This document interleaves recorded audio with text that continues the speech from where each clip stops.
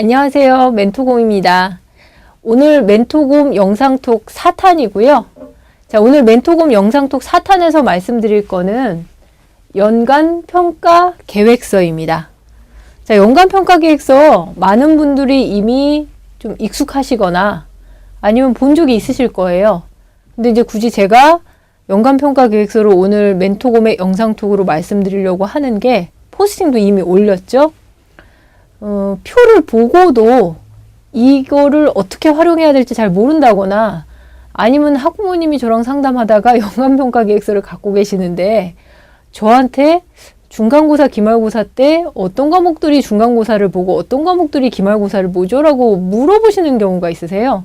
또 조금 더 나가서는 어떤 과목이 서술형이 많이 나오는지 뭐 이런 거를 물어보시는데 사실은 연간평가 계획서를 제대로 집에서 받으신 자료를 보셨다면 그거를 잘 아시고 거기서 한 단계 더 나가서 그걸 좀 응용해서 나름대로 학습 전략이나 학교 생활에 대한 전략을 삼을 수 있는 축이 연간 평가 계획서거든요. 근데 이제 그걸 좀 활용을 못 하시는 분들이 많으신 것 같아서 오늘 멘토곰 영상톡 4탄으로 주제를 잡게 됐고요. 자, 요번 경우에는 이전과는 다르게 자료물을 좀 보시면서 설명을 듣는 게 좋습니다. 그래서 조금 번거로우시더라도 만약에 이 멘토곰 영상톡을 보시는 분들이 제 블로그 이웃분들이 아니시라면 네이버 검색창에 들어가셔서 멘토곰 치시면 제 블로그가 뜨게 될 겁니다. 제 블로그에 들어오시면 거기에 다시 작은 검색창이 있는데 거기에 연간 평가 계획서를 치시면 제가 올린 포스팅이 뜰 거거든요. 그 포스팅 안에 있는 표를 보시면서 제 설명 들으시면 훨씬 더 잘 이해되실 겁니다.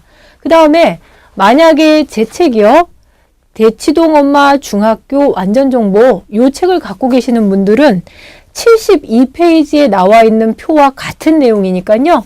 포스팅 또는 제 책 72페이지를 보시면서 지금부터 하는 설명 들으시면 되겠습니다. 자, 연간평가 계획서 무엇인가요? 예, 많은 분들이 이미 알고 계실 텐데요. 말 그대로 연간에 대해서, 그러니까 1년치 교과목별로 어떻게 평가를 한 건지 나와 있는 계획서가 연간평가 계획서입니다. 자, 근데 연간평가 계획서를 표를 보시고도 이게 어떤 의미인지 또는 어떻게 학습 전략이나 학교 생활 전략을 짜야 될지 모르시는 경우들이 있기 때문에 제가 크게 두 가지 부분으로 나누어서 한 12분 정도 말씀드리려고 하는데요. 자, 연간평가 계획서가 뭔지는 이제 아셨죠? 2013학년도 1학기, 2학기, 그 다음에 각각의 교과목별로 어떻게 평가를 하는지 계획이 나와 있는 계획서란 얘기예요. 자, 근데 그것이 어떤 것인지 조금 더 제대로 알기 위해서 좀 전에 말씀드린 방식으로 책이나 포스팅에서 표를 보시게 되면요. 어떻게 되어 있냐 하면 세로축 맨 왼쪽에는 교과목들이 써 있습니다. 그래서 제가 예로 삼은 요 학교의 학생 경우에 1학기 때 8가지의 과목을 듣고 있네요. 어떤 과목들 듣고 있죠? 국어, 도덕, 수학, 과학, 기술, 가정, 체육, 영어, 일어 이렇게 8과목을 듣고 있습니다. 자, 그 표를 보고 계시다면 맨 위에 있는 국어가 가장 보기 쉬울 테니까 국어를 보시면요. 어떻게 돼 있나요? 국어, 중간고사, 기말고사, 그 다음에 수행평가 이렇게 해서 중간고사 때 몇 프로, 35%, 기말고사 때 몇 프로, 35%, 수행평가 몇 프로, 30% 이렇게 해서 결국은 교과목별 중간고사, 기말고사, 수행평가를 합친 것들이 100%가 되게 돼 있고요. 이게 바로 이 학생의 1학기 국어 성적이 되겠죠. 그 다음에 수행평가 옆에 그 수치 옆에는 뭐라고 써 있냐면 수행평가 세부 항목 그래서 국어의 경우에는 뭐라고 돼 있나요? 쓰기 1 가로치고 50 쓰기 2 가로 안에 50 이렇게 나와서 쓰기 1, 쓰기 2라는 수행평가를 할 것이고 그게 뭐 예를 들면 쓰기 1은 뭐 중간고사 전에 시가 있었다. 그러면 뭐 시 쓰기가 될 수 있겠죠.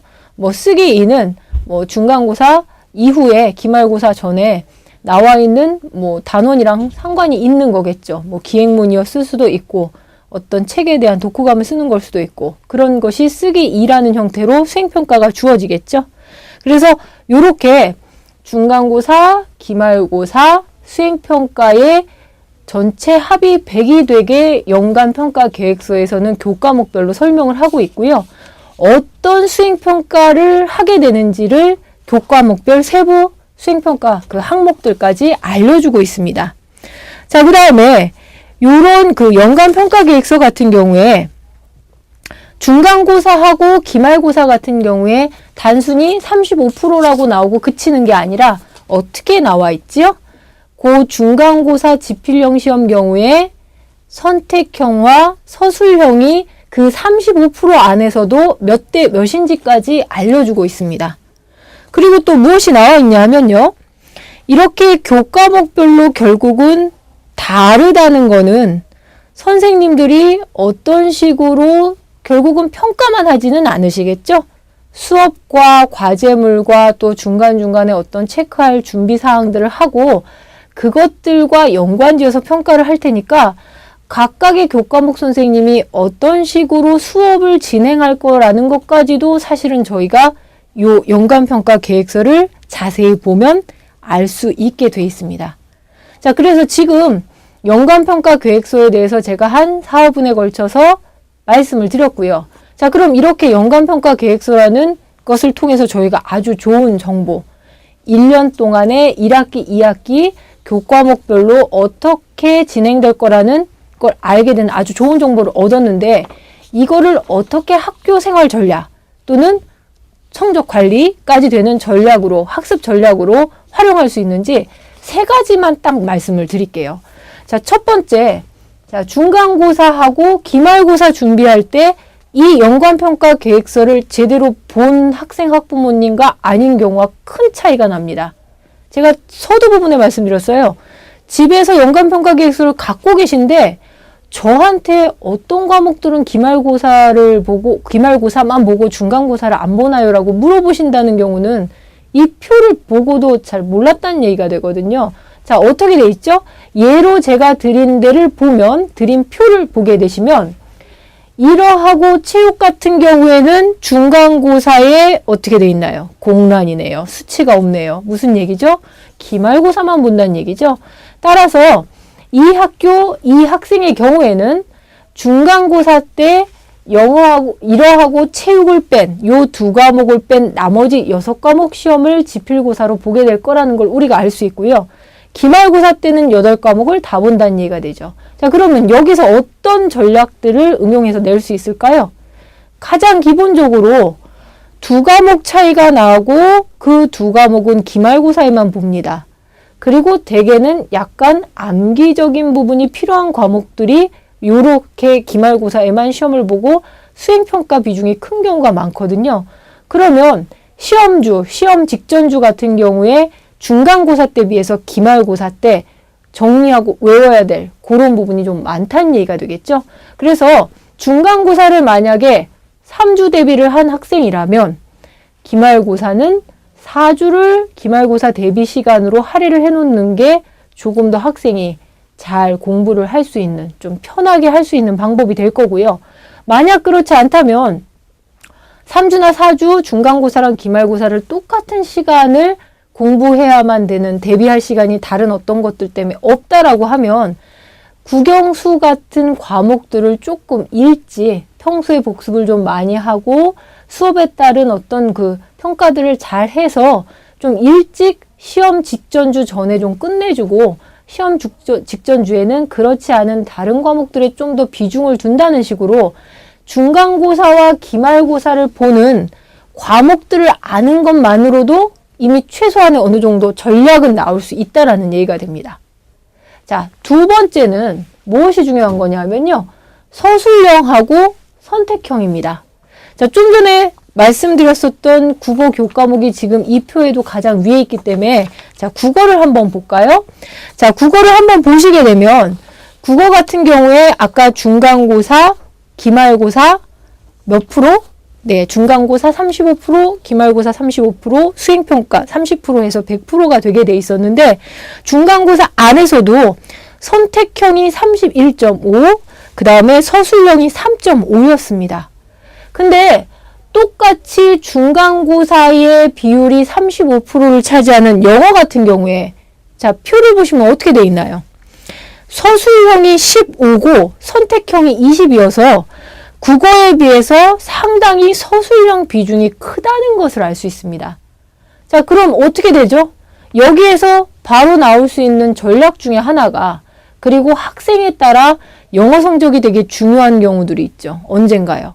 예, 물론 뭐 누구나 다 영어 성적이 중요하고 잘 보면 좋겠지만 이 학생이 외고나 국제고 등을 준비한다고 하면 특히나 영어 성적이 다른 어떤 내신 성적보다도 중요하게 될 텐데 이때 서술형 대비를 좀 더 철저하게 중간고사나 기말고사 때 할 필요가 있다는 얘기죠. 그러면 어떻게 대비하느냐? 그것까지는 교과목별 서술형 문제 타입과 대비를 하는 노력들이 좀 차이가 납니다. 그리고 그게 상당히 긴 얘기예요. 그래서 그것은 제가 중간고사를 준비하실 때쯤에 맞춰서 다시 영상톡과 포스팅을 올리기로 하고요.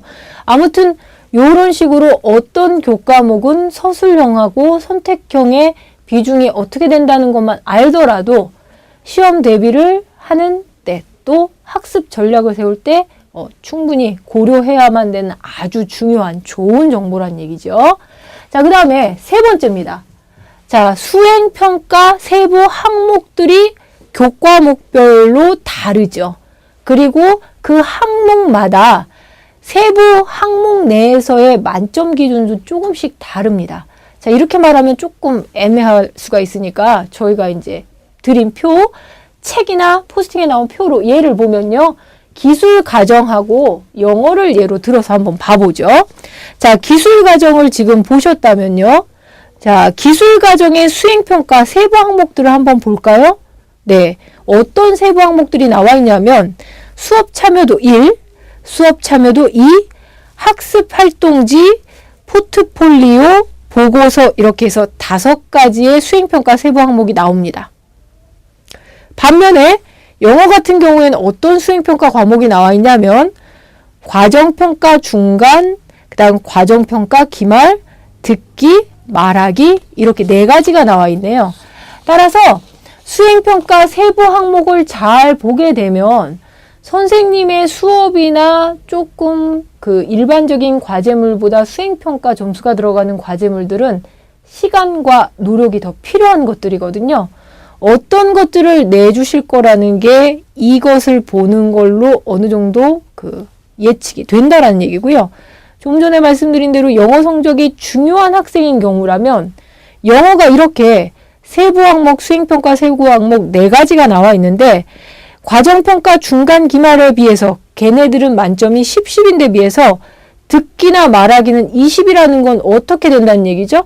내가 90점 이상을 1학기 때 받아서 영어를 A를 꼭 받아야 되는데 수행평가, 듣기, 말하기 준비를 좀 제대로 못하게 되면 지필고사, 중간고사, 기말고사를 대단히 잘 봤어요. 서술형까지도 되게 준비를 잘 했어요.